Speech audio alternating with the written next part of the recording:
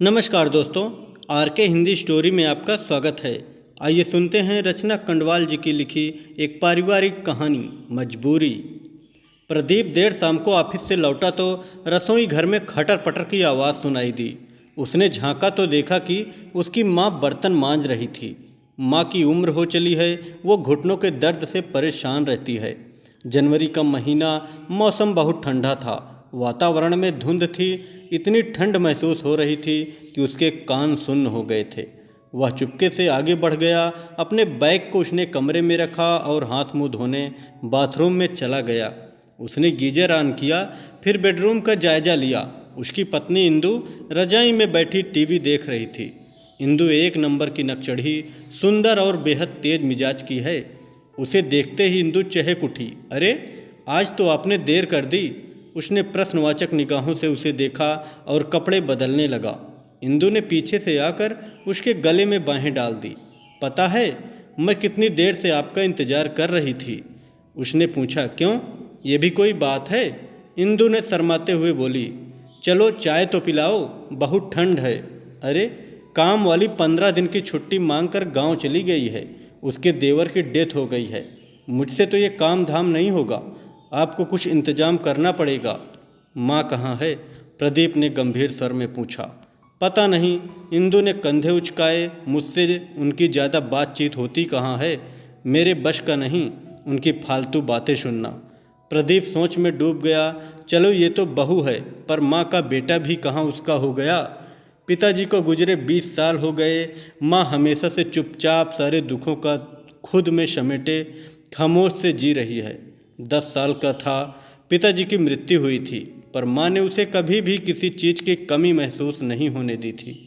25 बीघे ज़मीन की खेती अकेले संभाल ली थी।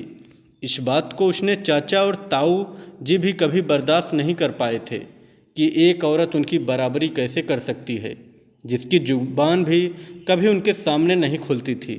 उन्होंने माँ को परेशान करने में कोई कसर नहीं छोड़ी थी, पर माँ ने अपने आप को बेहद मजबूती से अपने बेटे के लिए खड़ा कर दिया था। माँ कभी भी उससे इंदु की शिकायत नहीं करती है, क्योंकि वो इंदु के स्वभाव से अच्छी तरह परिचित है। जब वह कुछ पूछता है तो मुस्कुरा देती है। आज जब वह कामयाब है, तब भी वो अपनी माँ के लिए कुछ नहीं कर सकता। इंदु को समझाने का मतलब पत्थर पर सिर मारना है। वह रसोई घर में आया। माँ चाय चढ़ा चुकी थी।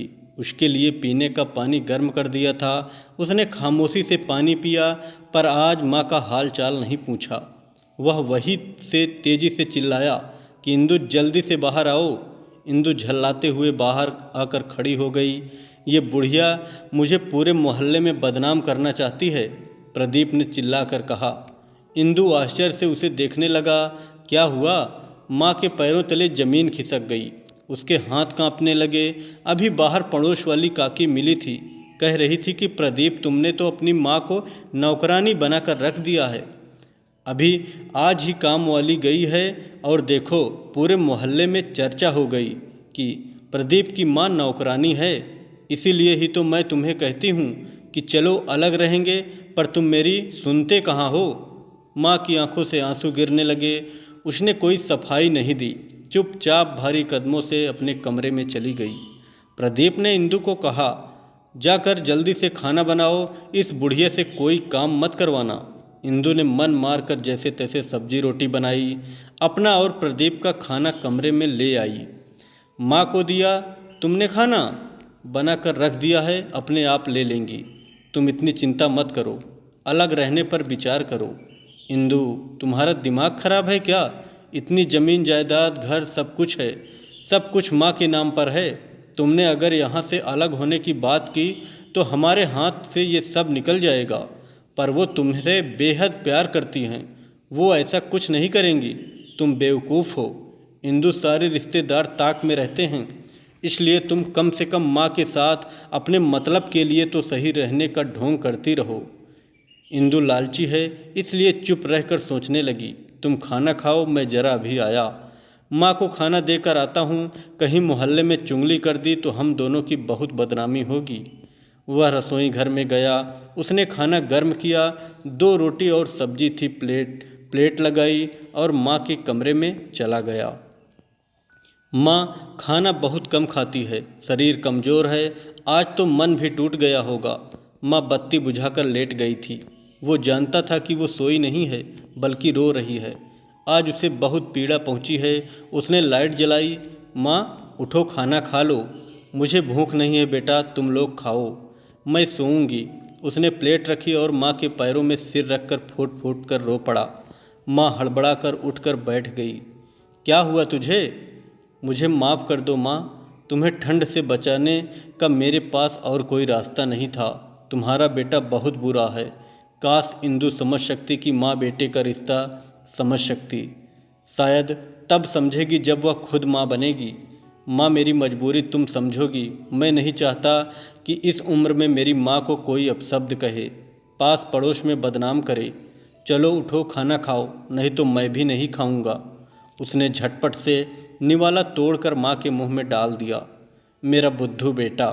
माँ ने प्यार से उसके बालों पर हाथ फेरते हुए उसका माथा चूम लिया। वो सोच रहा था कि माँ का प्यार, उसका साथ दुनिया की सबसे बड़ी दौलत है। हे ईश्वर, इसे मेरे ऊपर हमेशा बनाए रखना। माँ के पैर दबाते हुए सोच रहा था कि वह इंदु को कहेगा कि अगर उसे ये रिश्ता बनाए रखना है तो माँ को उचित सम्मान देना होगा, क्योंकि वो खुद को अपनी माँ की मजबूरी कभी नहीं बनने देगा। कहानी कैसी लगी कमेंट में ज़रूर बताएं।